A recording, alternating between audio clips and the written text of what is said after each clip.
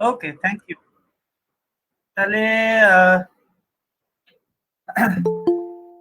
প্রথমেই মানে আমি আন্তরিক কৃতজ্ঞতা জানাচ্ছি ব্রেক থ্রু সোসাইটি, সায়েন্স সোসাইটিকে। তা এই টকটা, যে বিষয়টা নিয়ে আমি কথা বলবো সেটা যেহেতু অত্যন্ত টেকনিক্যাল, তো স্বাভাবিকভাবেই কিছু মানে কিছু জায়গা আছে যেগুলো ঠিক বাংলায় বলা একটু অসুবিধা, কিন্তু আমি চেষ্টা করব একটা মাঝামাঝি রকমের মানে বাংলা ইংরেজি মিশিয়ে বলার। তো প্রত্যুষ যতটা বললো তত বড় কিছু নয় ব্যাপারটা, সেটা হচ্ছে যে এই কোভিড সিচুয়েশন অনুযায়ী আমরা মানে সারা পৃথিবী থেকে নানান রকমের এফোর্ট দেওয়া হচ্ছে কিভাবে থেরাপিউটিক তৈরি করা যায় এবং সেটাকে ইমপ্লিমেন্ট করা যায়, সেটা সবচেয়ে বড় কথা। তো আমরাও আমাদের সাধ্যমতো একটা ছোট্ট প্রচেষ্টা আমাদেরও আছে। সেই সেই সেই সূত্রেই আমার এই কোভিড নিয়ে জান পহচানের অবকাশ। তো আমি সেটাকে নিশ্চয়ই সেটাই মানে সিংহভাগ টকের বিষয় নিয়ে থাকবে সেটা, কিন্তু ওভারঅল বিভিন্ন রকমের যে অ্যাপ্রোচ, সেই অ্যাপ্রোচ নিয়েও আমি কিছু কথা বলার চেষ্টা করব। আমি আমার স্লাইড শোয়ে চলে যাচ্ছি।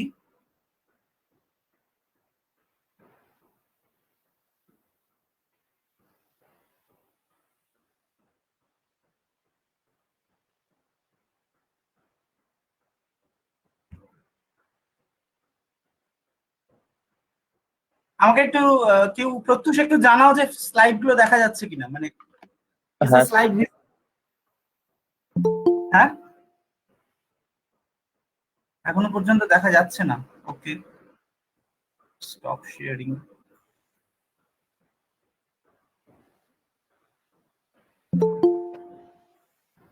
এবার দেখা যাচ্ছে?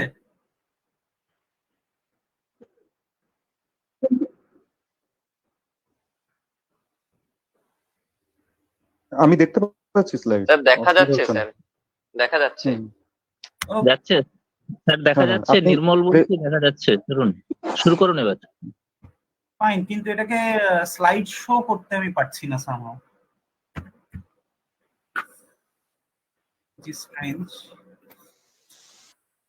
স্লাইড যে চেঞ্জ করছি দেখা যাচ্ছে কি? হ্যাঁ হ্যাঁ হ্যাঁ হ্যাঁ হ্যাঁ, এভাবেই স্যার করা যাবে। ঠিক আছে, কোনো অসুবিধা নেই। Fine, fine. Okay, so the title of my talk, as I've designed it, is like plausible therapeutic directions in the pursuit. So all of us know that we are not yet there regarding any all-conclusive therapeutics, but efforts have been made from different parts of the globe, from different laboratories, and all across the globe. So all these plausible directions, therefore, are in the pursuit, and as is reflected in the title.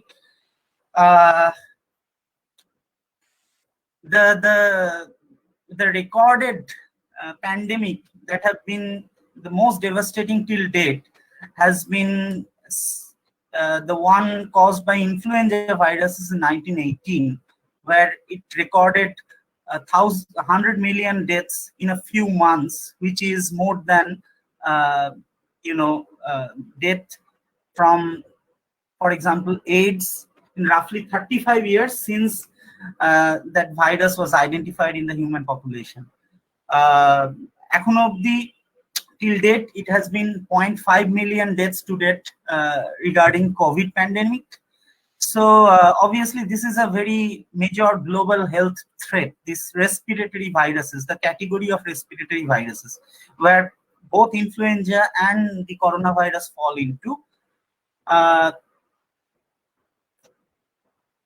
So regarding the morphology and life cycle of this virus, so for example, if you can concentrate on the upper portion of this diagram, that is a whole viral particle, and it has a protein called spike protein, which is expressed on the surface of the virus, and that is a membrane protein and also a glycoprotein, which means that there are sugar residues, which is a characteristic of all membrane proteins. And this spike glycoprotein is actually the key molecule for causing this interaction at the molecular level, and also is manifestation in the individual level. And we also know that there was another coronavirus which was named SARS-CoV, which outbroke on 2003, which was not as deadly. But the interesting thing to the take-home message or the bottom line of this new coronavirus threat is that the incredible high transmission rate with respect to its evolutionary ancestors. So that is in what outbroke in 2003. মানে আগের ভাইরাসটার থেকে এখনকার যে ভাইরাসটা, তাতে transmission রেটের যে increase হয়েছে, যে বেড়েছে, সেইটা একটা খুব ইনক্রেডিবলি হাই রেট, এরকম কখনো আগে দেখা যায়নি।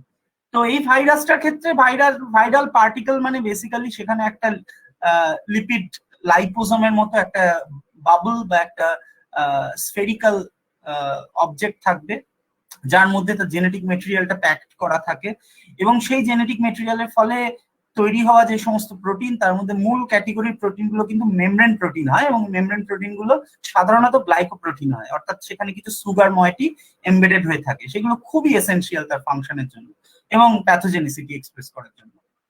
তো এটা যেটা হয় সেটা হচ্ছে এই স্পাইক প্রোটিনটা, এই যে নিচের রোয়ের যেটা দেখা যাচ্ছে, এই স্পাইক প্রোটিনটা আমাদের লাং সেলের অ্যানজিনোটেনসিন 2 বলে একটা রিসেপ্টর থাকে। অ্যাকচুয়ালি অ্যানজিনোটেনসিন একটা ভেসোডায়ালেটর মলিকিউল, যেটা আমাদের রেসপিরেটরি সিস্টেমের সঙ্গে খুব ওতপ্রোতভাবে জড়িত।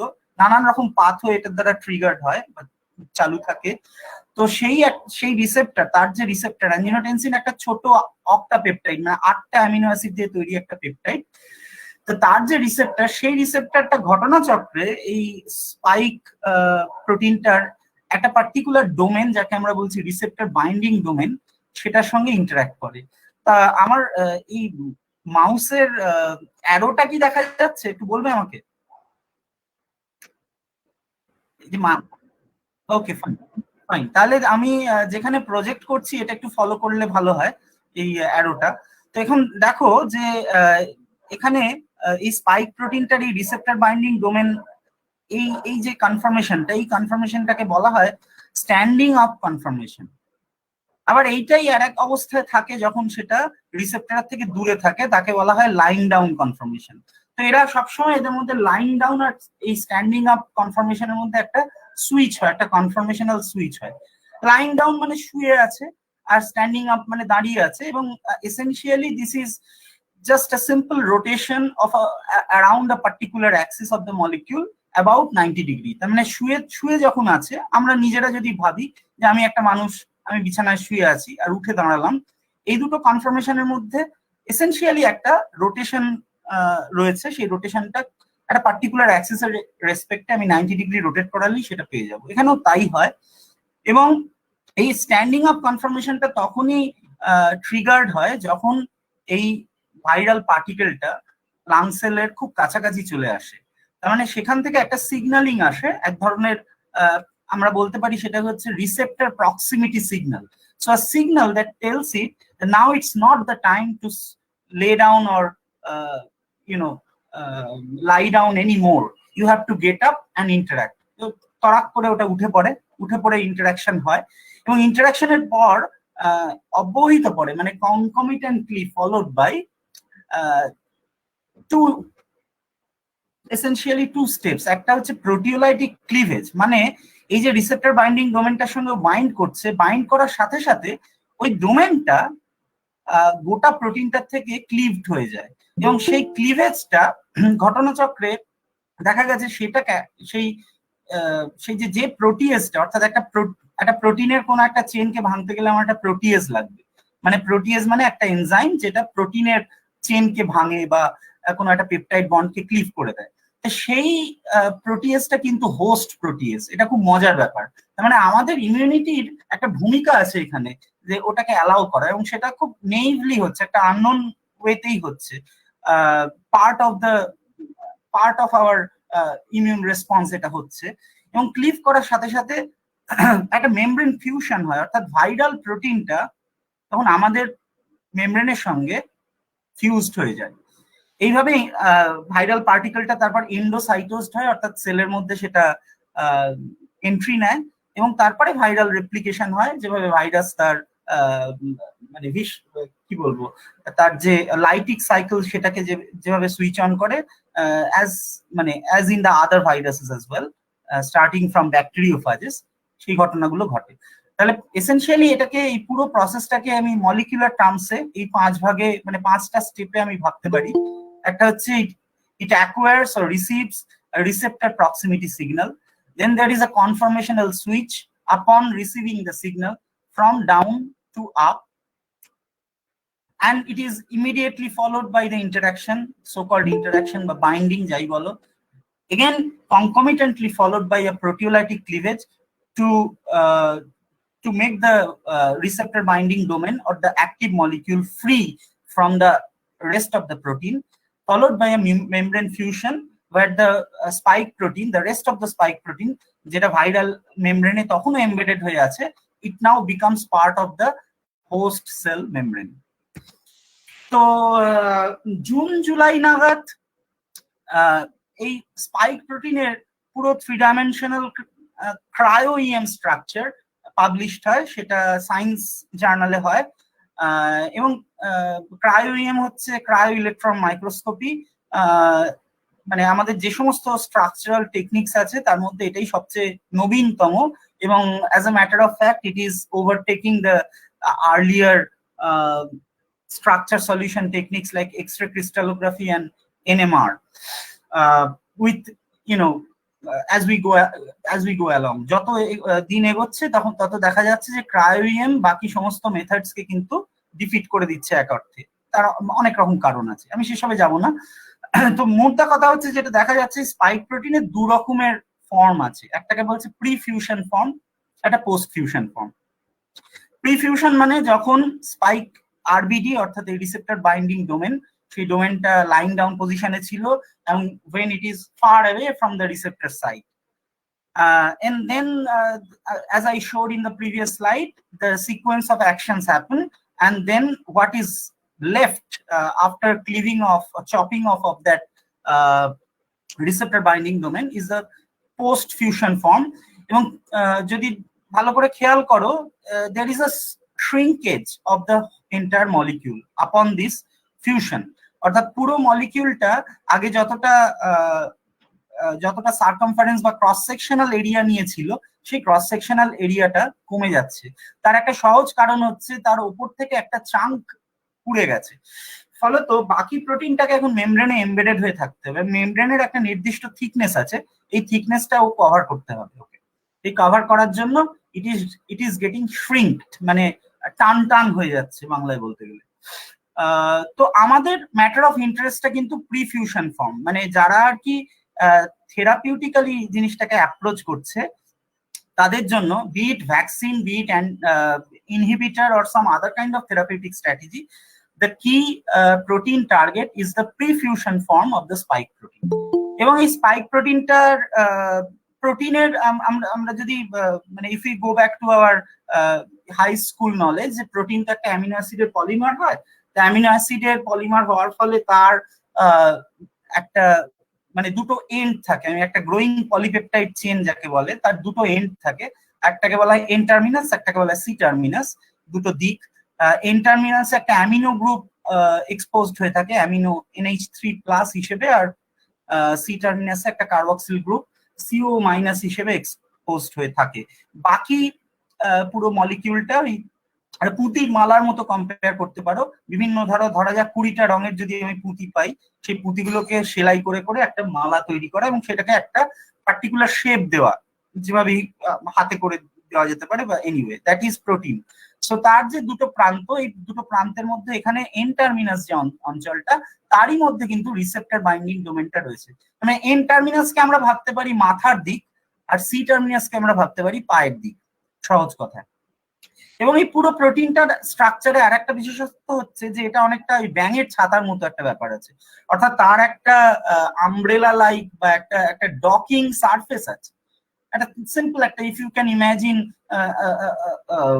any form of umbrella, it will be reasonably good approximation, এবং তার একটা স্টক আছে, অর্থাৎ একটা দণ্ড আছে, এবং তার মাথায় একটা এরকম ছাতার মতো অংশ আছে যেটা গিয়ে ডক করে। তো এই রিসেপ্টর বাইন্ডিং ডোমেনটা কিন্তু এই আমব্রেলার একটা পার্ট, অর্থাৎ এই মাথার দিকের একটা অংশ। এবং এই প্রিফিউশন ফর্মে তোমরা দেখতে পাচ্ছ যে এটা লাইন ডাউন পজিশনে আছে, এই রিসেপ্টর বাইন্ডিং ডোমেন যেখানে আমি এই মুহূর্তে ঘোরাফেরা করছি মাউস দিয়ে। একদম সিম্পল একটা স্লাইড অ্যাবাউট ইমিউনোলজি আমার মনে হলো এটা ইনকর্পোরেট করা ভালো। ইমিউনোলজিতে মানে আমাদের ইমিউনিটির দুটো পার্ট হয়, একটা ইননেট ইমিউনিটি আর একটা adaptive immunity. So as the name suggests, the adaptive immunity actually learns with time. That's why it is called adaptive. And there is a stage in life where there is the coupling of the two. একটা আমরা মানে inherit করেছি জন্মসূত্রে, সেটাই innate, এবং তারপর একটা জিনিস মানে একটা পার্ট আমরা লার্ন করছি যখন অ্যাকচুয়ালি আমাদের প্রাপ্তবয়স্ক শরীরে কোনো রকম অ্যান্টিজেন অ্যাটাক করে বা ইমিউন রেসপন্স তৈরি হয়, তখন it is a coupling between the innate and adaptive form. And the thing to remember here is this terminal molecules called the antibodies. The antibody is a protein, মানে by nature it is protein only, and it has a shape of this Y shaped protein. প্রোটিনের নানান রকম ফোল্ডের মধ্যে এখানে beta sandwich, এই ফোল্ডটা এখানে কাজে লাগে, এবং this is expressed on the surface of mature B lymphocytes.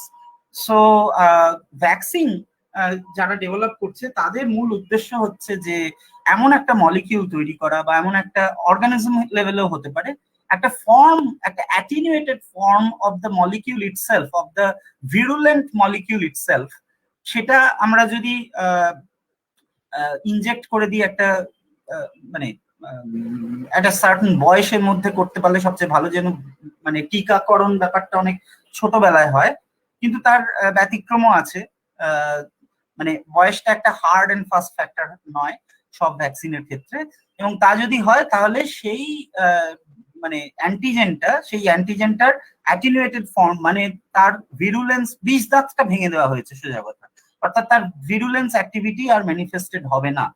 এই অবস্থায় ওই মলিকিউলটাকে বা ওই অর্গানিজমটাকে আমাদের ইমিউন সিস্টেম রিকগনাইজ করবে, চিনবে, এবং তার এগেনস্টে মেমোরি ডেভেলপ করে রাখবে, অর্থাৎ পরবর্তীকালে সে যদি আবার আসে তাহলে তাকে চিনতে পেরে তাকে যেন অ্যাটাক করতে পারে, এই সহজ কথা।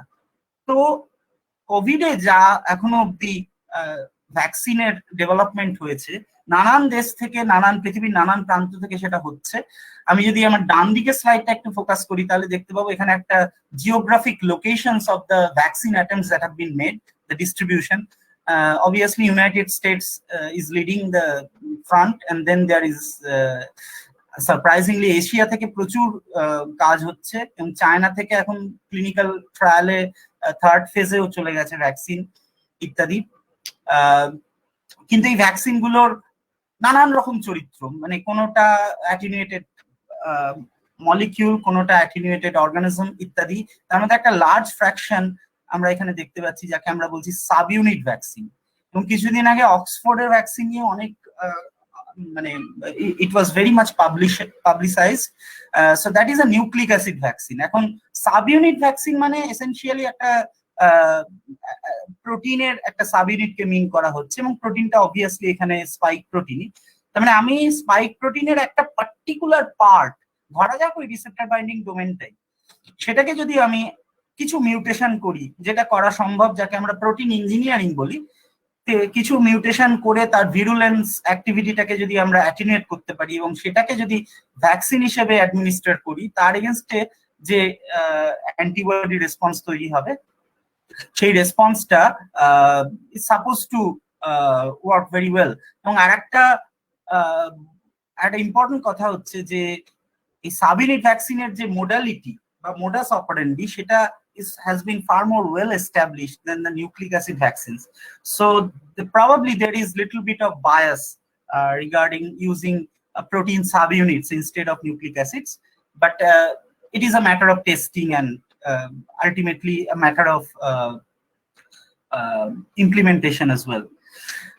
তাই ভ্যাকসিনের ক্ষেত্রে যেটা করা হয়, মানে ভ্যাকসিনের আলটিমেটলি যে মানে যেভাবে এটা কমব্যাট করে সেটা হচ্ছে যে যখন ওই মলিকিউলটা মানে অ্যাক্টিভ মলিকিউলটা ধরো ভাইরাল পার্টিকেলটা আমাদের শরীরে এলো, মানে যখন আমরা অলরেডি সেই ভ্যাকসিন দিয়ে ভ্যাকসিনাইজড হয়ে আছি, অর্থাৎ আমাদের সেই নিউট্রালাইজিং অ্যান্টিবডি তৈরি হয়েছে বডিতে, সেই অবস্থায় নিউট্রালাইজিং অ্যান্টিবডি গুলো ওই ভাইরাল পার্টিকেল গুলোকে বা তার যে উদ্দিষ্ট অংশ, যে অংশটাকে আমি অ্যাটিনুয়েট করে ভ্যাকসিন হিসেবে ইউজ করেছি, সেটাকে রিকগনাইজ করে সেটাকে ডিসেবল করে দেবে, so that it doesn't have the chance to actually spread the interaction in its native pathway otherwise.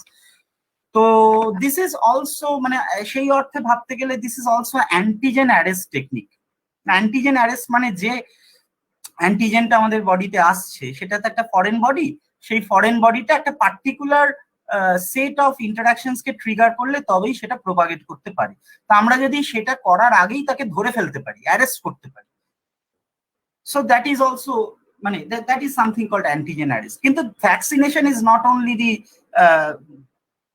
the wholesome approach regarding antigen arrest. There are other approaches as well.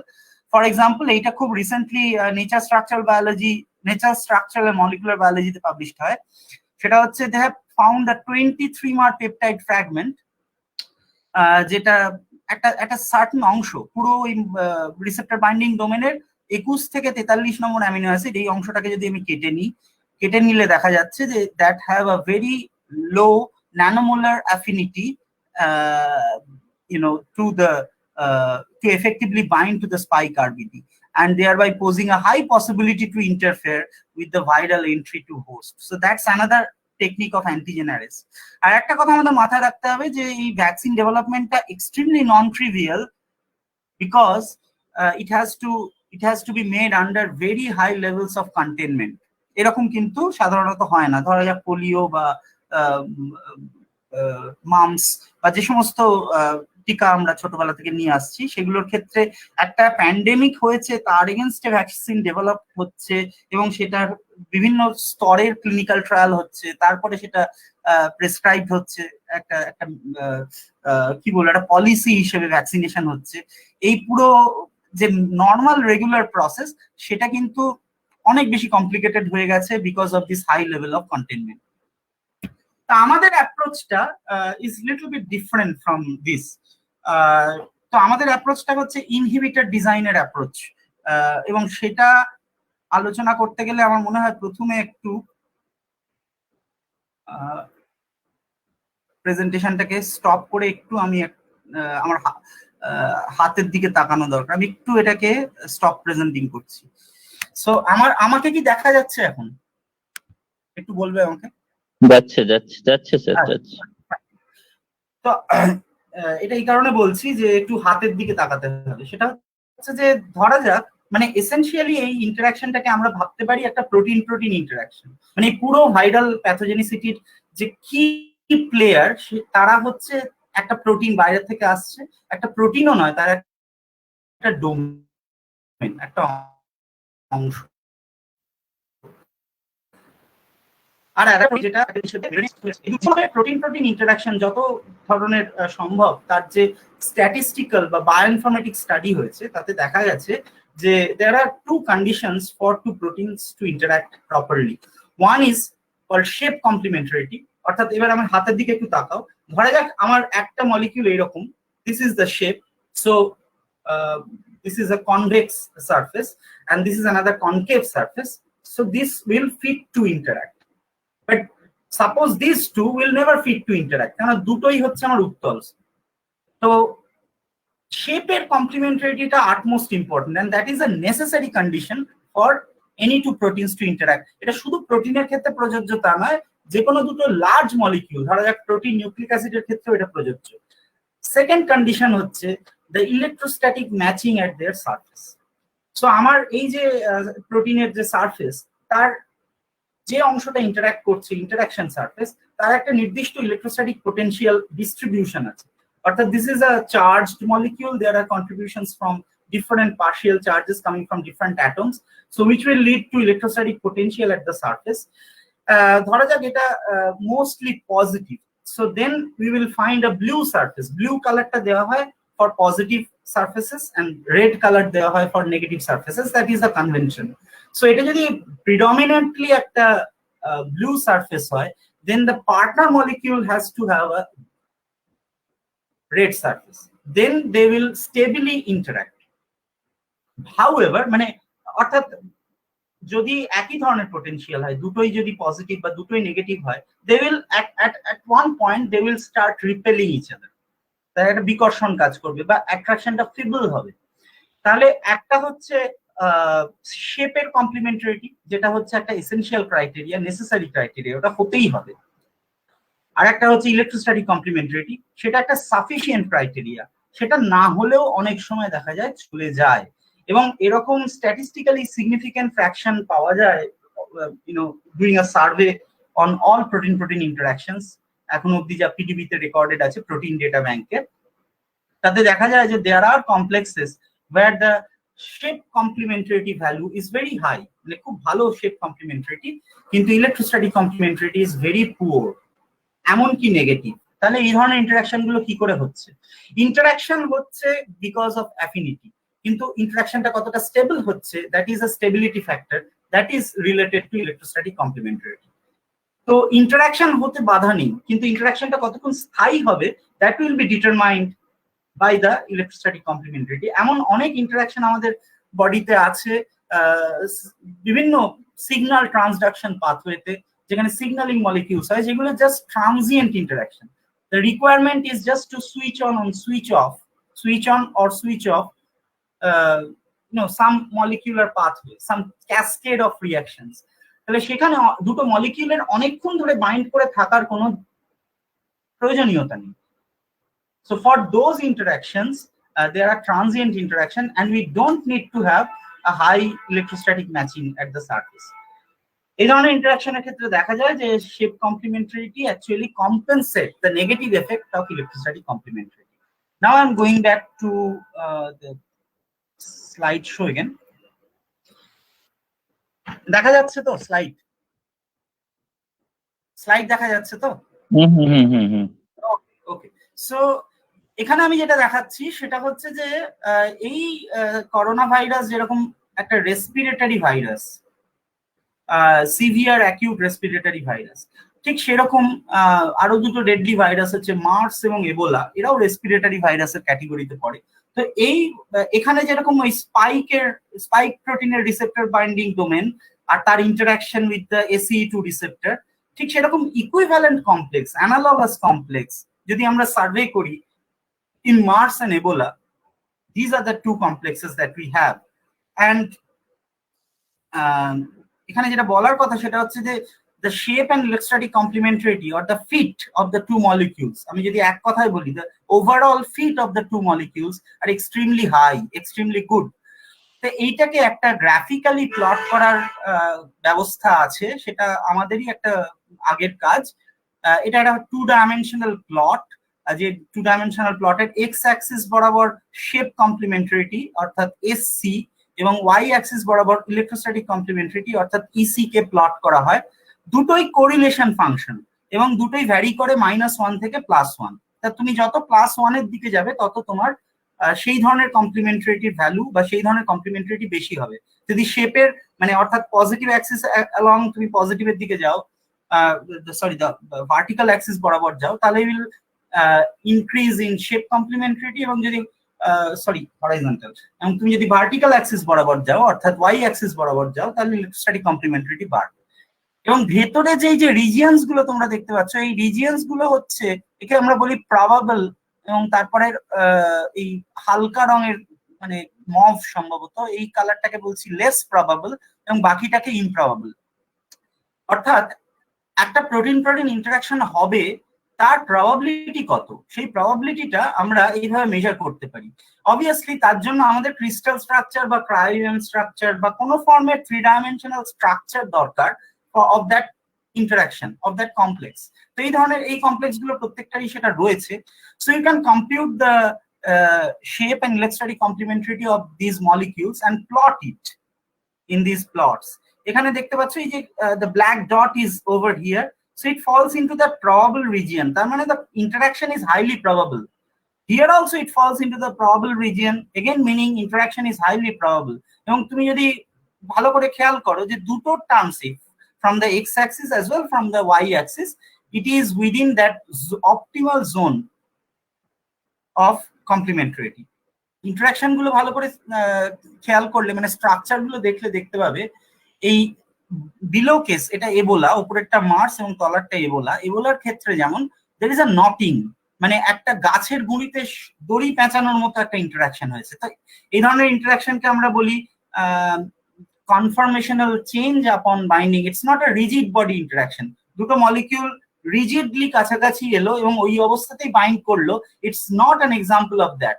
অনেক সময় হয় যে দুটো molecule কাছাকাছি আসার সাথে সাথে তাদের মধ্যে একটা দরুন আর একটাতে ইনডিউসড হচ্ছে কনফর্মেশনাল চেঞ্জ, সো একটা মলিকিউল ওপেনড আপ হচ্ছে বা একটা মলিকিউল একটা অন্যরকমের শেপ নিয়ে সেই ধরনের একটা দৃষ্টান্ত হচ্ছে এই তলার প্যানেলটা। Whereas in the above panel it is a rigid body interaction, but as you can see the interaction is occurring around a large embedded surfaces, তার মানে তার এবং আমি এখানে ইলেকট্রোস্ট্যাটিক কমপ্লিমেন্টারিটি ডিসপ্লে করিনি কালার দিয়ে। তো just to say that these interactions are highly probable and they have optimality both in terms of shape and electrostatic complementarity. কেন বলছি এই কথাটা, তার কারণ করোনা ভাইরাসের ক্ষেত্রে এই প্রতিপাদ্যটা খাটে না। এখানে দেখা যাচ্ছে এবং এই if you go through the title of the slide, this binding is evolutionarily compromised in electrostatic matching at the interface. এই প্লটে তোমরা যদি দেখো, these are all the structures that are available for this complex, the receptor ligand complex. The ligand is the spike receptor binding domain here. All the available complex from different coronavirus species, মানে আমার এখানে 2003 এর corona ভাইরাসের স্পিসিসও রয়েছে, এখনকার বর্তমানে যেটা পাওয়া যাচ্ছে সেটাও রয়েছে, COV2 এরও রয়েছে, এবং বিভিন্ন স্পিসিস এগুলো সলভ করা হয়েছে। ধরা যাক কাইভেট একটা বেড়াল সদৃশ প্রাণী, তাদের দেহে মানে তাদের স্যাম্পলের মধ্যে এটা সলভ করা হয়েছে, বা কাইমেরিক রিসেপ্টর বানানো হয়েছে। So all the available complex নিয়ে আমরা যদি প্লট করি তাহলে আমরা দেখবো যে অনেকগুলোর ক্ষেত্রেই সেগুলো অ্যাকচুয়ালি এই ইমপ্রবাবল রিজিয়নে পড়ছে, and the lack is due to the electrostatic complementarity. Shape complementarity মোটামুটি ভালো, মানে এক্স অ্যাক্সিস থেকে যতটা দূরত্ব পজিটিভ ডিরেকশনে that is near or near optimal, but electrostatic complementarity is quite poor. এবং none of this complex actually falls into this probable region of the complementarity zone, যেটা আগের দুটোর ক্ষেত্রে হয়েছে। তার মানে there is some, this is a different interface. It's not similar to Ebola or Mars in terms of interaction strength. আমরা যখন আরো ফার্দার এই ইন্টারফেসটাকে স্টাডি করলাম, আমরা দেখলাম যে খুব আনইউজুয়াল একটা জিনিস দেখা যাচ্ছে, যে অনেকগুলো অ্যামিনো অ্যাসিড আছে যেগুলো আচ্ছা অ্যামিনো অ্যাসিডকে সাধারণত দুভাগে বা তিন ভাগে ভাগ করা যায়। হাইড্রোফোবিক অ্যামিনো অ্যাসিডস যাদের মধ্যে কোনো পোলার অ্যাটমস থাকে না, পোলার অ্যামিনো অ্যাসিডস যাদের মধ্যে পোলার অ্যাটমস থাকে অবভিয়াসলি, এবং তার মধ্যে আবার একটা সাব ক্যাটেগরি হচ্ছে চার্জড অ্যামিনো অ্যাসিড যাদের মধ্যে যাদের একটা নেট চার্জ থাকে, ধরা যাক পজিটিভ বা নেগেটিভ। সো যারা প্রোটিন যখন ফোল্ড করে তখন হাইড্রোফোবিক অ্যামিনো অ্যাসিড গুলো চায় ভেতরের দিকে থাকতে, অর্থাৎ হাইড্রোফোবিক কোর ফর্ম করে ভেতরে মানে প্রোটিনটার সারফেসের ভেতরে থাকতে, তাকে কোর বলি আমরা। তার কারণ they cannot resist the presence of water. They do not have any polar atoms to form any kind of non-covalent interaction with water. So they need to be kept hidden, otherwise the entropy will be enormous, মানে খুব highly unstable. তো কোথাও যদি এবং পোলার amino acid গুলো বা charged amino acid গুলো সেগুলো সাধারণত বাইরের দিকে থাকে, সারফেসে থাকে, because they can deal with water, they can interact and form bonds with water. তো আমাদের শরীরে তো একটা অ্যাকুয়াস মিডিয়াম রয়েছে সবসময়, তো এটা একটা আনইউজুয়াল ফেনোমেনন, আনইউজুয়াল ফিচার, যেখানে তোমার হাইড্রোফোবিক অ্যামিনো অ্যাসিড গুলো দেখা যাচ্ছে সলভেন্ট এক্সপোজড হয়ে আছে।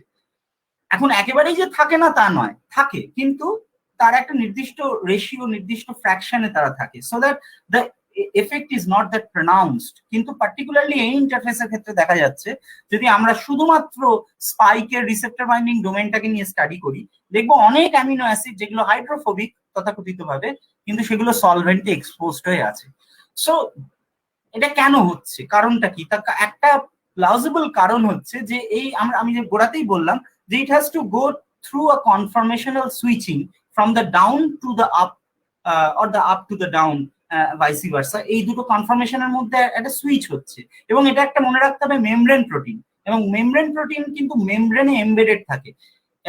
ফার্দারমোর it is the extracellular domain of a membrane protein. তাহলে সে যখন শুয়ে থাকছে অর্থাৎ লাইং ডাউন পজিশনে থাকছে, তখন সে যে এনভায়রনমেন্ট এনকাউন্টার করছে ইন টার্মস অফ মেমব্রেন অর্থাৎ lipid and water which is the solvent, এবং সে যখন আপ পজিশনে যাচ্ছে, এই দুটোর মধ্যে অনেক তফাৎ। এবং তার জন্য এমন ন্যাচারালি একটা evolution, the way natural evolution has worked, যে there are many hydrophobic residues, they remain exposed to the solvent, and only those partners, এটা খুব ইম্পর্টেন্ট কথা, only those partners which can deficit that negative effect, the entropic cost due to the binding, they will fit to interact. সেই জন্য সবার সঙ্গে interact করবে না। এবং আমরা যদি এই ইন্টারাকশনটাকে ভালো করে দেখি, মানে জাস্ট টু শেপস, আমরা আগের গুলোর সঙ্গে কম্পেয়ার করলে দেখতে পাবো এখানে কোনো নটিংও নেই, এখানে কোনো এমবেডিংও নেই। এখানে যেটা আছে এটাকে আমরা মোটামুটি বলতে পারি মলিকিউলার হ্যান্ডশেক, অর্থাৎ গায়ে গায়ে লেগে থাকার মতো একটা ব্যাপার। এই সারফেস দুটোর কোথাও কোনো ডিপ পকেট বা গ্রুভ নেই যেখানে অন্য মলিকিউলটা গিয়ে একদম মানে কি বলবো, it's like it's nuts and Bolts model, মানে একটা নাট রয়েছে, একটা বোল্ট রয়েছে, আরেকটার ভেতরে নিয়ে গিয়ে স্ক্রু আপ করে দেওয়া হচ্ছে। সেই ধরনের কোনো ফেসিলিটি কিন্তু এই ইন্টারাকশনের সারফেসের মধ্যে নেই, অর্থাৎ সেটা একটা ন্যাচারাল ফ্যাক্টর। সো আমরা ফার্দার এটার ইলেকট্রোস্ট্যাটিক কমপ্লিমেন্টারিটি যখন কম্পিউট করলাম, আমরা এই স্লাইডটা যেটা দেখা যাচ্ছে সেটা হচ্ছে ইলেকট্রোস্ট্যাটিক পোটেনশিয়াল, এবং ইয়েলো কালার যখন থাকছে, এই ওপরের মলিকিউলটা হচ্ছে তোমার রিসেপ্টর, তলারটা হচ্ছে লাইগ্যান্ড অর্থাৎ এই স্পাইক আরবিডি। ইয়েলো কালার মানে তারা চার্জে কন্ট্রিবিউট করছে, সরি তারা ইলেকট্রোস্ট্যাটিক পোটেনশিয়ালে কন্ট্রিবিউট করছে। আর যখন আমি পেল গ্রিন রেখেছি তখন তারা কন্ট্রিবিউট করছে না। এই অবস্থায় আমি যদি প্রথম মানে এ আর বি কে স্টাডি করি, তাহলে দেখো যে কোনো একটা ইন্টারাকশন সারফেসের উপর দুটো ক্লাস অফ অ্যাটমস, দুটো অ্যাটমিক গ্রুপস, একটা হচ্ছে সেলফ আর একটা হচ্ছে পার্টনার। মানে সেলফ অ্যাটমিক গ্রুপ যারা, তারা যখন কন্ট্রিবিউট করছে তার জন্য একটা ইলেকট্রোস্ট্যাটিক পোটেনশিয়ালের ডিস্ট্রিবিউশন পাবো, আবার যখন পার্টনার মলিকিউলটা করছে তার জন্য আর একটা পাবো। এদের যে কোরিলেশন বা negative correlation, that is the measure of electrostatic complementarity. এবং অ্যাকর্ডিংলি কালারটারও চেঞ্জ করার কথা, কিন্তু আমরা যদি ভালোভাবে দেখি এখানে কালার গুলো মোটামুটি একই, মানে এরকম নয় যে একটা লাল আর একটা নীল। সেই জন্য to go along with it, the value that has been attained in electrostatic complementarity is 0.13. তার মানে only 13% electrostatic matching at the interface, which is very suboptimal. কিন্তু যেটা আমি এখানে শো করিনি, আমি মুখে বলে দিই যে shape complementarity, by the way, that is 55%, which is quite reasonably good, that is optimal. তার মানে it will have a high affinity, এবং এটা দেখা গেছে যে আগের যে সার্স করোনা ভাইরাস তার থেকে এর অ্যাফিনিটিটা অনেক বেশি। So it will, in terms of affinity, in terms of shape, মানে shape complementarity can be represented as affinity, and electrostatic complementarity can actually represent the stability of the interaction. আমি এইভাবে যদি দেখি, অ্যাফিনিটিটা খুব হাই, খুব তাড়াতাড়ি তারা পরস্পরকে অ্যাট্রাক্ট করবে, কিন্তু তারপরে বেশিক্ষণ তারা ইন্টারাকশনটাকে স্টেবিলি ধরে রাখতে পারবে না, বা ইন্টারাকশনটা খুব লুজ হবে because of poor electrostatic complementarity. Okay, so পরের স্লাইডে যেটা দেখাচ্ছি সেটা হচ্ছে যে, তো আমরা যেটা অ্যাডাপ্ট করেছিলাম একটা প্রোটিন ডিজাইন অ্যাপ্রোচ, মানে আমাদের মূল যে আইডিয়াটা সেটা ছিল এরকম যে আমরা এই গোটা প্রোটিনের জাস্ট রিসেপ্টর বাইন্ডিং ডোমেনটা যদি আমি নিয়ে আমরা এখানে স্ট্র্যাটেজিক্যালি কিছু মিউটেশন করব, অর্থাৎ অ্যামিনো অ্যাসিডকে চেঞ্জ করব। সেটা ওই জেনেটিক ইঞ্জিনিয়ারিং এর পর্যায়ে পড়ে বা প্রোটিন ইঞ্জিনিয়ারিং পর্যায়ে পড়ে, সেটা একটা লম্বা ইটসেলফ ইজ আ মানে সাবজেক্ট অন ইটসেলফ। তো স্ট্র্যাটেজিক্যালি আমরা কিছু মিউটেশন করে we will try to raise the electrostatic complementarity of that design molecule. Electrostatic কমপ্লিমেন্টারিটিকে বাড়ানোর চেষ্টা করব।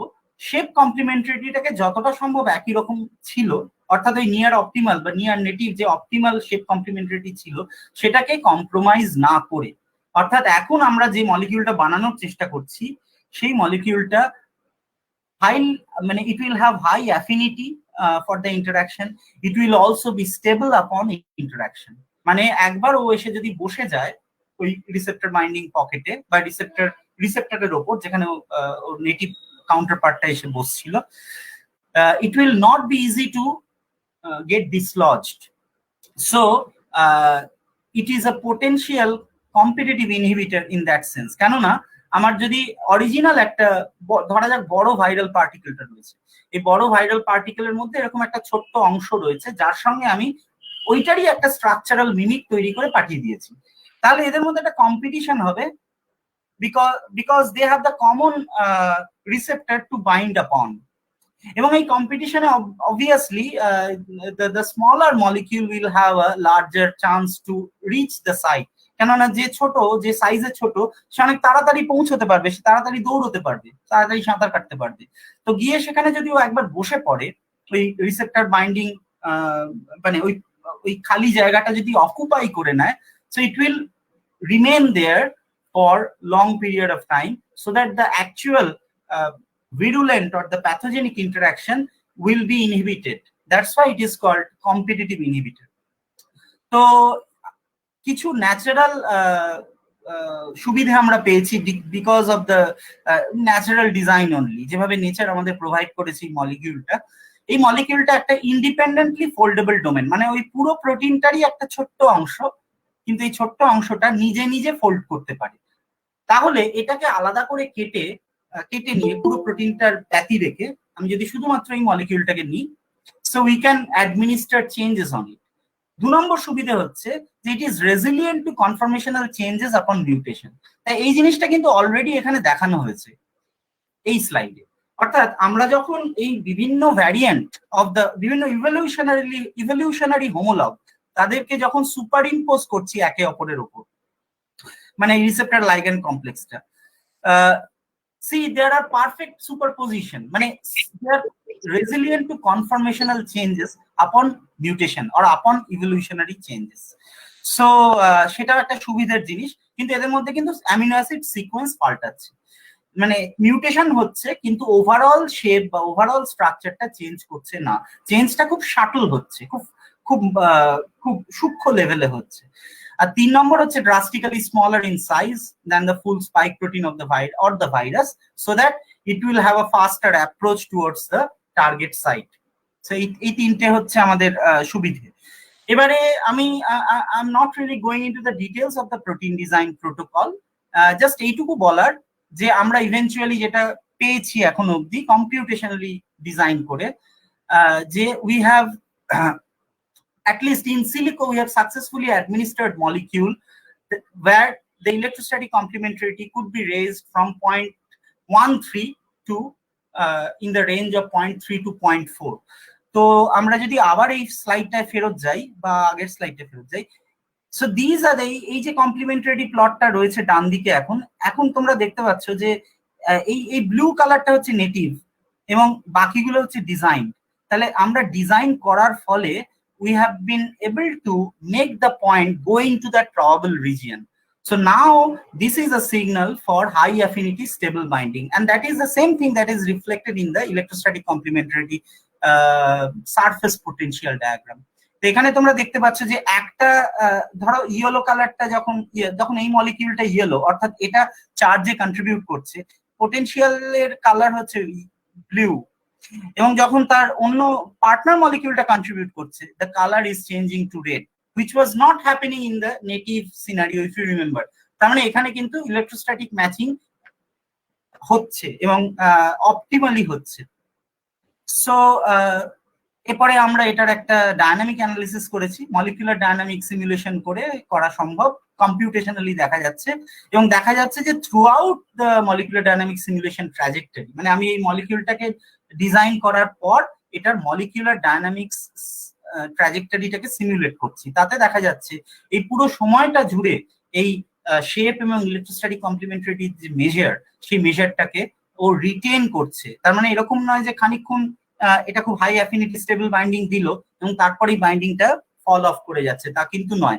দিস ইজ মানে the same complementary plot in a 3 dimensional form. এই পিকটা দেখাচ্ছে যে এই রিজিয়নস গুলো হচ্ছে maximally dense during the molecular dynamic simulation. আমরা 200 ন্যানোসেকেন্ড অব্দি করেছি, obviously one can perform more. এই পেপারটা আপাতত আন্ডার রিভিউতে আছে একটা জার্নালে এবং প্রিপ্রিন্ট হিসেবে পাওয়া যাচ্ছে, এই এখানে লিংক দেওয়া আছে ইত্যাদি। সো নাও উই আর মানে অনেকদিন ধরেই আমরা যেটা চেষ্টা করছি সেটা হচ্ছে এটার এক্সপেরিমেন্টাল ভ্যালিডেশন ইত্যাদি, কিন্তু সেই experimental validation is obviously very costly, প্রচুর মানে ব্যয় সাপেক্ষ। এবং আমার একজন কোলাবোরেটর আছে ইউসিএল এ, ইউনিভার্সিটি কলেজ লন্ডন, সে একজন experimentalist. So he is trying to acquire funds to carry out the experimental validation of this computational prediction. আমি আর একটা কথা এখানে বলতে চাই, সেটা হচ্ছে ইন্ডিয়া থেকে এখনো অব্দি not in inhibitor design but in vaccine design, যেটা সবচেয়ে প্রনাউন্সড কাজকর্ম হচ্ছে, I think we all should be aware of it. সেটার লিঙ্ক আমি এই পিডিএফটা চাইলে তোমাদের সঙ্গে আমি শেয়ার করে দেবো। So the link that has been given here at the bottom, so this is a project that is being carried out by Professor Raghavan Varadarajan of Molecular Biophysics Unit in Indian Institute of Science, and তাদের ভ্যাকসিনটা এখন এটাও একটা recombinant vaccine এবং একটা sub unit vaccine, অর্থাৎ একটা ওই রিসেপ্টর বাইন্ডিং ডোমেনটাকে নিয়ে সেটার কিছু মিউটেশন করে সেটাকে অ্যাটিনিউয়েট করে তার এগেনস্টে অ্যান্টিবডি, নিউট্রালাইজিং অ্যান্টিবডি রেজ করার চেষ্টা। এবং সেটা মানে উইদাউট এনি মানে আমি টকটা শুনলাম, there were promises of government funds but it has never reached them. So under extremely difficult conditions or also during regarding mobility, কারণ সমস্ত কাজ তো একই জায়গায় হয় না, এটা ধরো এই যে মানে যে ডিজাইন গুলো করা হয়, ডিজাইন করার পর একটা কোম্পানিকে পে করা হয়, তারা এই জিন গুলোকে প্রোভাইড করে ভেক্টরে ক্লোন করে, তারপরে সেই প্রোটিনের এক্সপ্রেশন হয় এবং তারপর যে ক্লিনিক্যাল পার্টটা সেটা কখনোই একটা রেগুলার বায়োফিজিক্স ল্যাবরেটরিতে হয় না, সেটা তার এথিক্যাল ইস্যুস আছে, অনেক ব্যাপার আছে, মোবিলিটির একটা ফ্যাক্টর আছে। তো এই লকডাউনের মধ্যে সেটা বারবার হ্যাম্পার্ড হয়েছে অবভিয়াসলি। তো ওরাও কিন্তু মানে খুব মানে in spite of all these troubleshoots they are progressing quite well. So I think being Indians we should all follow what they are doing actually. So that's it actually. আমি এই বেশি আর prolong করব না। So I acknowledge all these people who are co-authors of this paper and also Professor Varadarajan himself, and obviously my sincere acknowledgement to Breakthrough Science Society. So I'll be happy to answer your queries and questions if you have any. আমি প্রেজেন্টেশনটা তাহলে আমি বন্ধ করছি।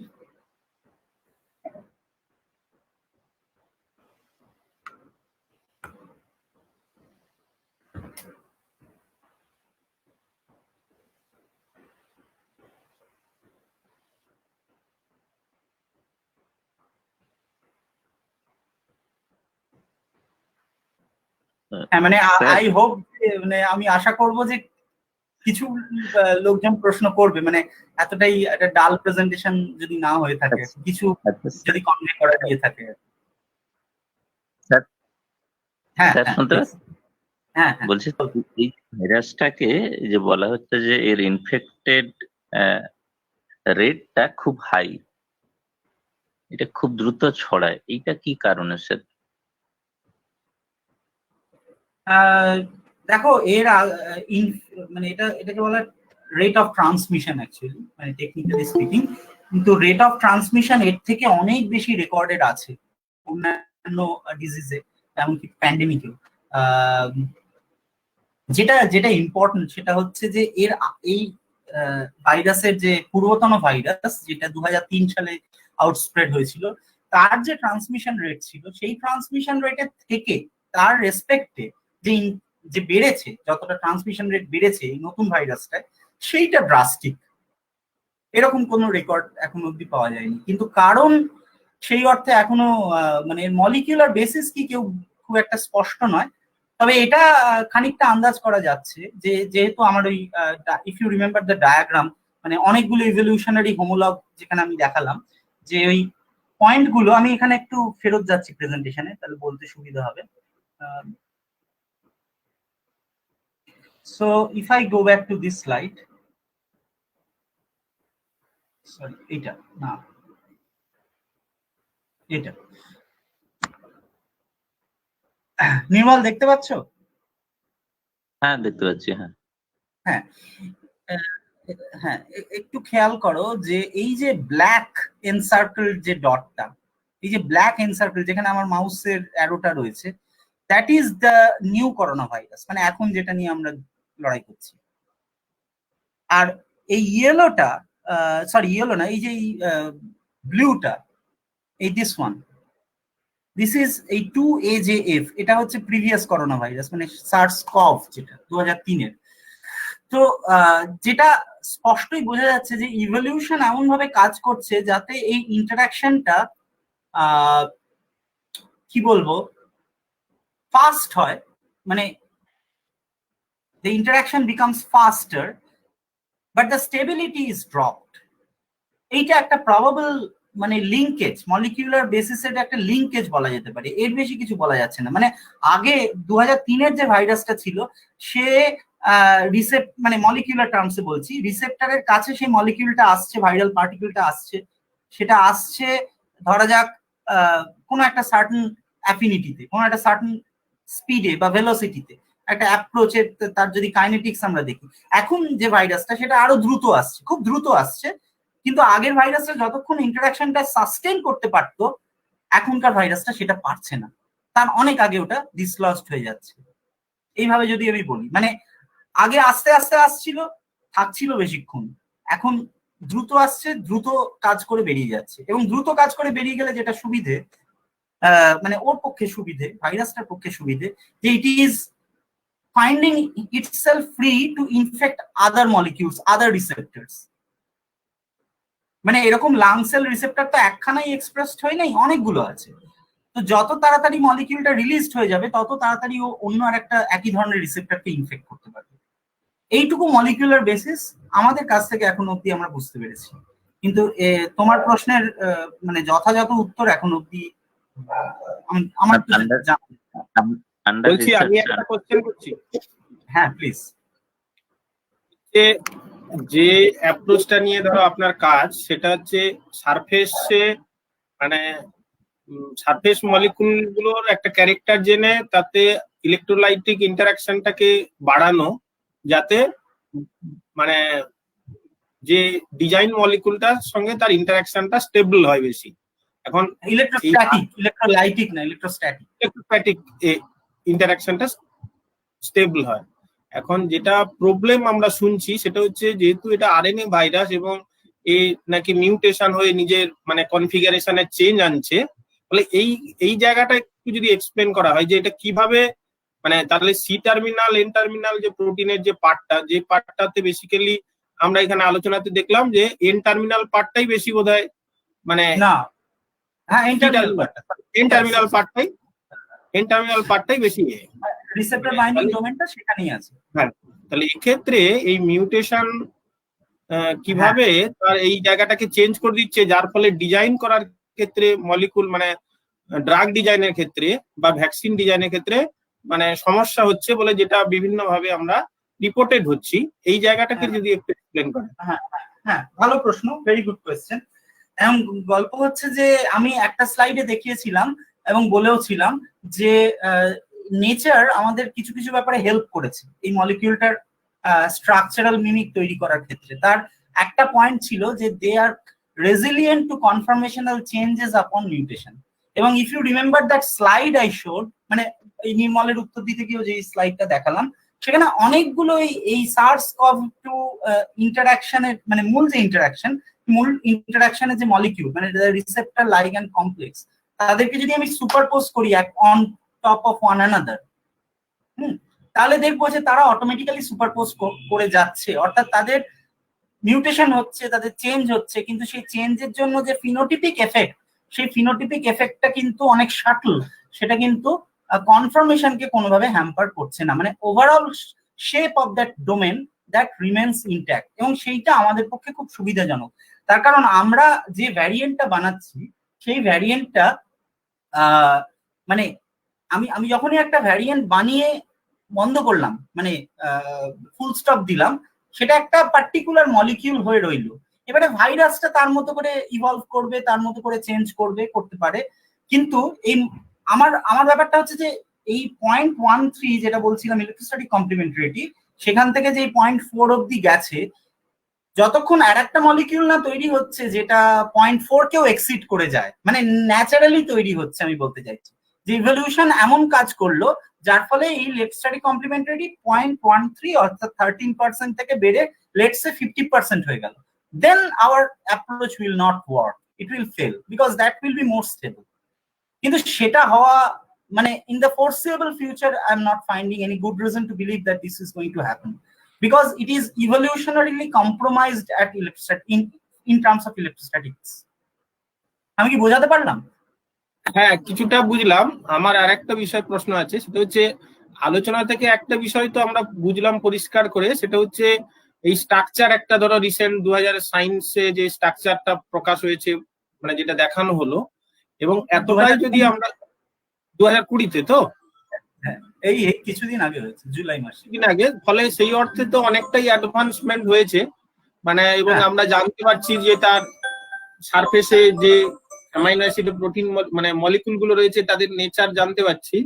তাহলে আমাদের vaccine design করার ক্ষেত্রে মানে সমস্যাটা এতভাবে দেখা দিচ্ছে কি কি কারণে? তাহলে তো ভ্যাকসিন মানে যে সমস্যাটার জন্য ভ্যাকসিন ডিজাইন করা যাচ্ছিল না বলে মানে দ্রুত মিউটেশন হয়ে যাচ্ছে, এইভাবে নানান ভাবে আসছিল কথাটা, কিন্তু স্ট্রাকচারটা কোনো না কোনো ফর্মে আমরা জানতে পারলাম এবং তার মলিকুল গুলোকেও বুঝতে পারলাম। না না, তুমি একটা জিনিস নিজের প্রশ্নটাই, নিজের আগের প্রশ্নটাই তুমি একটু ভেবে দেখো। তুমি বললে যে মিউটেশন এমন ভাবে, মানে এমন মিউটেশন হতেই পারে যেটা ফাস্ট মিউটেটিং একটা স্পিসিস। তো আমরা যদি মিউটেশন আরো হয় তাহলে তো এই স্ট্রাকচারটা ভ্যালিড থাকবে না, এটা এখনকার মতে ভ্যালিড স্ট্রাকচার। ধরা যাক এখান থেকে SARS-CoV-3 হলো কিছু একটা, in 10 years down the line, 5 years down the line, সেটা হতো অনেক সময় লাগে। আগের ভাইরাস থেকে এই ভাইরাসে আসতে 10 বছর কেন 17 বছর সময় লেগেছে। মানে ইভলিউশন এত ফাস্ট কাজ করে না। তো ফলত ওটা যদি ইভলভ করে, ওটা যদি মিউটেটেড হয়ে যায়, then people again need to solve that structure, again need to do it all over again. এবং ভ্যাকসিন তৈরি করার একমাত্র অসুবিধা তো এটা নয়, ভ্যাকসিন তৈরি করার অনেকগুলো অসুবিধা আছে। প্রথমত তো এটা একটা হাই লেভেল অফ কন্টেনমেন্টে হচ্ছে। একটা ভ্যাকসিন প্রথমে মানে সেটাকে কম্পিউটেশনাল ডিজাইন করতে হয়, তারপরে তার এক্সপেরিমেন্টাল ভ্যালিডেশন বিভিন্ন লেয়ারে থাকে। মানে প্রথমে ইনভিট্রো মানে টেস্ট টিউবে দেখতে হয়, তারপর সেল কালচারে দেখতে হয়, তারপর অ্যানিমাল মডেলে দেখতে হয়, ধরা যাক মাইস মডেলে বা শিম্পাঞ্জি মডেলে, হোয়াট এভার যেটা অ্যাপ্লিকেবল। তারপরে সেটার বিভিন্ন রকমের এথিক্যাল কনসেন্টস থাকে, তারপর সেটার ওই ক্লিনিক্যাল ট্রায়াল চলে, তারপরে একটা গভর্নমেন্ট পলিসির হস্তক্ষেপ থাকে, সে বলে দেবে যে এটাকে অ্যাডমিনিস্টার করা যাবে কিনা। এবং এই পুরো ব্যাপারটাই হচ্ছে একটা হাই লেভেল অফ কন্টেনমেন্টে। এই কিছুদিন আগে একটা জায়গায় দেখছিলাম যে 40 জন ইন্ডিভিজুয়ালকে ইমিউনাইজ করা হয়েছে, তার মধ্যে জাস্ট 8 জনের ডেটা পাবলিকলি অ্যাভেলেবল করা হয়েছে। So there are ethical issues as well. তো পুরো ডেটাটা যদি না পাওয়া যায় তাহলে তো ফার্দার রিসার্চও খুব হ্যাম্পার করবে সেই ক্ষেত্রে। মানে দুটো অসুবিধা, একটা হচ্ছে যে যদি ইভলভ করে যায়, যদি মিউটেট করে যায় ফার্দার, যেটা একদম মানে মানে প্রোনাউন্সড এফেক্ট, মানে মিউটেশন তো এমনি একটু আধটু হতেই পারে ইন উইথ টাইম, কিন্তু এমন একটা হলো যেটাকে আর আগেরটার সঙ্গে এক করে দেখতে পাচ্ছি না, তাহলে তো সেটা অলটুগেদার আর একটা প্রশ্ন। আর ইটসেলফ ভ্যাকসিন তৈরি করার ক্ষেত্রেও অনেক রকমের মানে কি বলবো, মানে রিয়েল হ্যাজার্ডস আছে আর কি। শুধুমাত্র একটা কম্পিউটেশনাল প্রেডিকশন বা একটা ল্যাবরেটরিতে একটা সেল কালচারের মধ্যে টেস্ট করে দেখছি যে হচ্ছে, বা অ্যানিমাল মডেলে দেখছি, সেখানেই তো ভ্যাকসিন এটাকে বলতে পারবো না সেটাকে। এবং এত লক্ষ লক্ষ লোকের মধ্যে যে ভ্যাকসিন ইনজেক্ট করা হবে যদি হয়, সেটা কিভাবে ওয়ার্কআউট করবে, তার যে এথিক্যাল ইস্যুস, বিরাট বিরাট প্রশ্ন আর কি। মানে আমি এটুকুই বলতে পারি। অনেক কিছুই মানে আমাদের কাছে অনেকটা ক্লিয়ার হলো এবং আলোচনাটা অত্যন্ত বোধগম্য, মানে সবার বোঝার মতো করে হয়েছে, সেজন্য ধন্যবাদ জানাচ্ছি। এবং অনেক কিছু জিনিস জানতে পারলাম। এটা ভালোই লাগলো আর কি, যে ব্যাপারটা খুব মানে সবার বোঝার মতো করে সুন্দরভাবে আলোচনাটা হয়েছে। এটুকুই আমার তরফে, ধন্যবাদ আবার। Thank you. এবং আমি সবাইকে এনকারেজ করব, এক সেকেন্ড, আমি সবাইকে এনকারেজ করব যে ওই যে আমি এই পিডিএফটা তোমাদের শেয়ার করে দিতে পারি ওই নির্মল বা প্রত্যুষকে। So please go through that link in that slide I mention, যেখানে আর কি আইআইএসসি ব্যাঙ্গালোরে এটা নিয়ে যে এফোর্ট দেওয়া হয়েছে, we should all keep a track on that. Sir আমার একটা অ্যাপিল আছে, ঠিক আছে? সেটা হচ্ছে যে আরেকটা প্রশ্ন আছে, আর তার আগে প্রশ্নটা আগে ডিসকাস হয়ে যাক, তারপরে আরেকটা আমার অ্যাপিল হচ্ছে যে এই পিডিএফটাকে মানে প্রেজেন্টেশনটার সঙ্গে যে ডায়াগ্রাম গুলো, সেটা যদি 2-3 লাইনে একটা শর্ট ডেসক্রিপশন দিয়ে আমাদের এই পিডিএফটা পাঠান, তাহলে খুব ভালো হতে পারে। অ্যাকচুয়ালি আমি এখানে একটা প্রবলেম হচ্ছে এটাই যে পেপারটাতে এখন রিভিউতে আছে, তো পেপারটা যতক্ষণ না একটা ইমেল হচ্ছে ততক্ষণ তো আমি এটা করতে পারি না। অ্যাকচুয়ালি আমি এবার প্রশ্নটা যেহেতু পাবলিশড হয়নি, ফলে স্বাভাবিকভাবে এটা পিছনে অনেকটা শ্রম গেছে, ফলে এটা এতটা ওপেনলি, কিন্তু আমি লিংকটা আমি I will share that link. মানে এটা তো আমার কাজ, আমি বলছি আইআইএসসি ব্যাঙ্গালোরে ভ্যাকসিন ডেভেলপমেন্ট নিয়ে যা কাজকর্ম হচ্ছে, যা কর্মকাণ্ড হচ্ছে, এটার একটা ইউটিউব লিংক আছে যেখানে Raghavan Varadarajan is the speaker, and he is one of the most eminent scientist in this field world wide. আমি অ্যাকচুয়ালি ওনার কাছে পিএইচডি তে জয়েন করে আর কন্টিনিউ করি, যাই উনি আমার মাস্টারমশাই সেই অর্থে। তো আমি এই লিঙ্কটা পাঠিয়ে দেবো, সেটা তোমরা প্লিজ একটু সার্কুলেট করো। I think you all should know what is going on, এবং কি মানে মানে কত রকমের হ্যাজার্ডস এর মধ্যে ওরা মানে day in and day out ওরা লড়ে যাচ্ছে এটার সঙ্গে। হ্যাঁ হ্যাঁ, বলো বলো, চ্যাট বক্সে কোয়েশ্চেন। এটা কি করে অ্যাক্সেস করে গো? না আমি হ্যাঁ হ্যাঁ একটু পড়ে।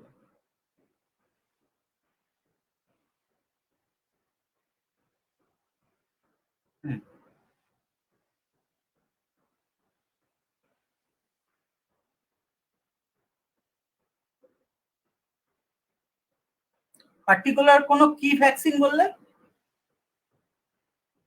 ফ্লু ভ্যাকসিন, আচ্ছা। মানে যে প্রশ্ন করেছে আমি মানে খুব ক্লিয়ার নই প্রশ্নটা সম্বন্ধে, ঠিক ধরতে পারছি না। মানে একটা মিউটেশন হলেই একটা সিমটোমেটিক চেঞ্জ হবে এরকম কখনো হয় না আসলে। মানে এটা একটা অ্যাকোয়ার্ড একটা ব্যাপার, মানে মানে এরকম 1:1 রিলেশনশিপ খুব একটা কিছু থাকে না। আর একটা অত্যন্ত কমপ্লিকেটেড একটা সিস্টেম, তো মানে এটা ধরো আমাদের পালমোনারি সিস্টেমকে অ্যাটাক করছে, আর তার সঙ্গে জুড়ে আছে কার্ডিয়াক সিস্টেম। এই যে ACE2 রিসেপ্টর, অ্যাঞ্জিওটেনসিন 2 রিসেপ্টর, এটা শুধু লাং সেলে এক্সপ্রেসড হয় তা না, এটা হার্ট সেলেও এক্সপ্রেসড হয়, এটা কিডনি সেলেও এক্সপ্রেসড হয়। তো মানে কনসেপচুয়ালি এটা ঠিক না যে আমি এরকম বিষয়টা নয়, it's not like sickle cell anaemia. আমি যদি এইভাবে if I put it that way, or thalassaemia, যেখানে it's called single nucleotide polymorphism, just একটা অ্যামিনো অ্যাসিডের চেঞ্জ, ইনফ্যাক্ট একটা অ্যামিনো অ্যাসিডও শুধু না, একটা নিউক্লিওটাইডের চেঞ্জ, তার জন্য যে এফেক্টটা সেটা ফিনোটিপিক লেভেল অব্দি যাচ্ছে। But corona virus I am afraid is not that category of a disorder.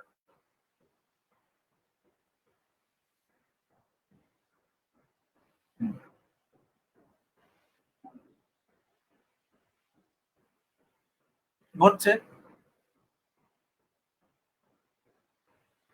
না না, আমাদের শরীরের মধ্যে হচ্ছে বলতে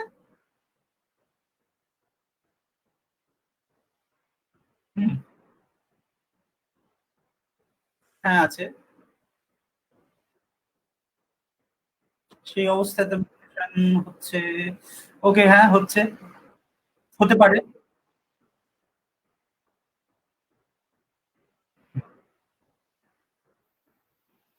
আচ্ছা,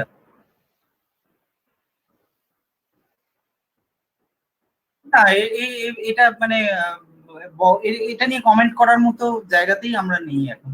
it's a matter of testing actually. মানে actually I am not aware of the flu vaccine he or she is referring to, যেগুলো ব্যবহার করা হচ্ছে এরকম মানে আমি জানি না যে এরকম কোনো ফ্লু ভ্যাকসিন ব্যবহার করা হচ্ছে, বা যদিও বা করা হয় it's a matter of testing. এরকম কেউ বলতে পারে না যে একটা মিউটেশন মানে কতগুলো মিউটেশন কেউ কভার করবে, এটা বলা কিন্তু মানে সম্ভব নয়। এবং যেটা আমি এখানে একটা জিনিস অ্যাড করতে চাই দ্যাট মাইট বি হেল্পফুল, সেটা হচ্ছে যে people are trying to find মানে antibody response by attenuating the older corona virus. মানে যখন এই স্ট্রাকচারটা আসেনি, এই স্পাইক প্রোটিনের স্ট্রাকচারটা আসেনি, তখন অনেকগুলো গ্রুপ যেটা করছিল যে সার্স কভ মানে সার্স করোনা ভাইরাস 2003 সেটার যে মলিকিউল, সেই মলিকিউলটাকে একটা সাব ইউনিট ভ্যাকসিন হিসেবে ইউজ করে দেখছিল যে অ্যান্টিবডি রেসপন্স বা নিউট্রালাইজিং অ্যান্টিবডি রেসপন্স তৈরি হচ্ছে কিনা, এবং সেটা হচ্ছিল না। পরবর্তীকালে দেখা গেল যে প্রথম রিপোর্ট যে একটা প্রথম নিউট্রালাইজিং অ্যান্টিবডি রেসপন্স পাওয়া গেছে, সেই রিপোর্টটা হচ্ছে এমন একজন পেশেন্টের বডি থেকে নেওয়া সেরাম যে কিনা করোনা ভাইরাস মানে যার কফ টু হয়েছিল, যার কোভিড হয়েছিল এবং সে রিকভার করে গেছে। তো দ্যাট মাইট বি হেল্পফুল। মানে যারা কিওর্ড হয়ে যাচ্ছে, কিওর্ড বলবো না, যারা রিকভার করছে এবং বহু সংখ্যক মানুষ রিকভার করছে, তারা তাদের যে সেরাম, সেই সেরাম থেকে যদি ফার্দার সে আমি মানে সেই অ্যান্টিবডিটাকে যদি আমি টেস্ট করি, তাহলে দেখবো যে সেটার কিন্তু সেই সক্ষমতাটা রয়েছে। So that is the thing. আর ইমিউনিটি একটা খুব মানে যদি আমার কোন একটা মানে it's not a static thing. মানে আমাকে ধরা যাক এই ফ্লু ভ্যাকসিনের কথাও যেটা বলছে, মানে দুটোই তো চেঞ্জ করছে, মিউটেশনটাও হচ্ছে আবার সেটার এগেইনস্টেও কমব্যাটও করতে চাইছে। তো it's not a static thing. কিন্তু এই প্রশ্নের কোনো ডাইরেক্ট উত্তর হয় বলে আমার মনে হয় না।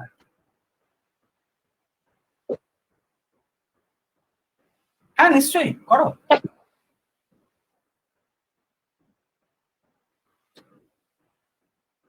হ্যাঁ হ্যাঁ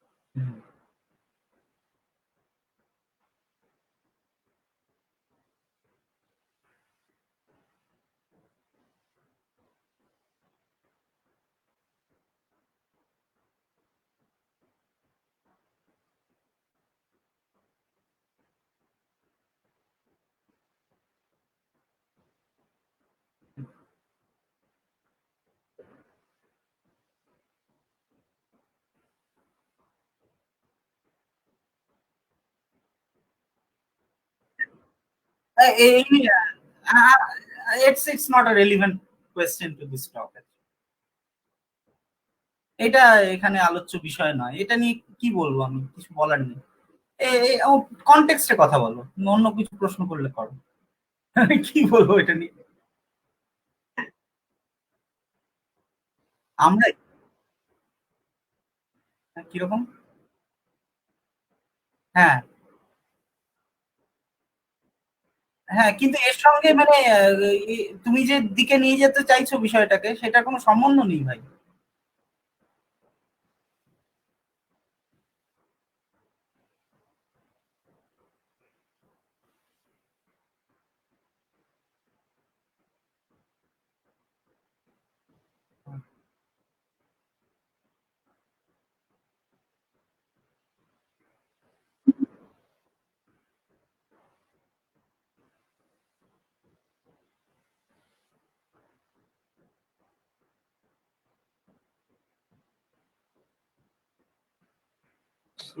মানে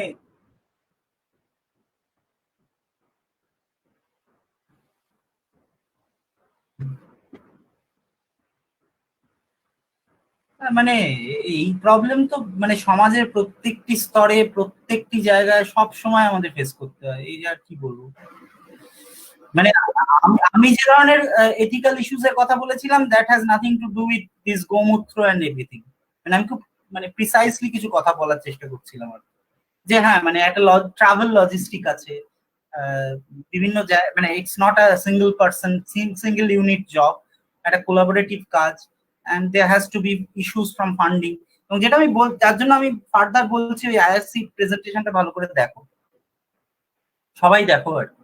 দেখলে বুঝতে পারবে রিয়েল গ্রাউন্ডটা যারা সত্যি লড়ছে এটা নিয়ে, এবং যাদের সেই ব্যবস্থা মানে খানিকটা হলেও তাদের they can afford to fight. মানে আমি যেমন একজন কম্পিউটেশনাল বায়োলজিস্ট, আমার এক্সপেরিমেন্টের কোনো এক্সপোজারই নেই, মানে আমার কোনো ইনফ্রাস্ট্রাকচারই নেই, তো আমি চাইলেও এটা পারফর্ম করতে পারবো না। তো যাদের সেইটা আছে তাদের ক্ষেত্রেও কত রকমের সমস্যা তারা ফেস করছে, তাদেরকেও গভর্নমেন্ট ফান্ডিং প্রমিস করে ফান্ড পাঠায়নি, এখনো অব্দি পাঠায়নি। মার্চ মাস বা ফেব্রুয়ারি বা মার্চ নাগাদ সেই ফান্ডিং চলে আসার কথা ছিল। This problem we are facing in every little field, at least as far as education and academics and science research in science is concerned in this country, and we are facing it. I don't know, এর থেকে বেশি কি comment করবো আর? না ঠিক আছে, ঠিক আছে। আজকের আলোচনা স্যার অত্যন্ত প্রাঞ্জল ভাবে যে টপিকটা আলোচনা করেছেন সেটা খুবই প্রাঞ্জল ভাবে এবং সহজ করে আমাদের বোঝার মতো করেই করেছেন, ফলে সেটার জন্য তো অবশ্যই মানে স্যারকে অবশ্যই আমার পক্ষ থেকে অবশ্যই ধন্যবাদ আমি জানাবো। ঠিক আছে, তো এবার মনে হয় আমাদের স্যার শেষের দিকে যেতে পারি। ঠিক আছে, we can close it. ঠিক আছে।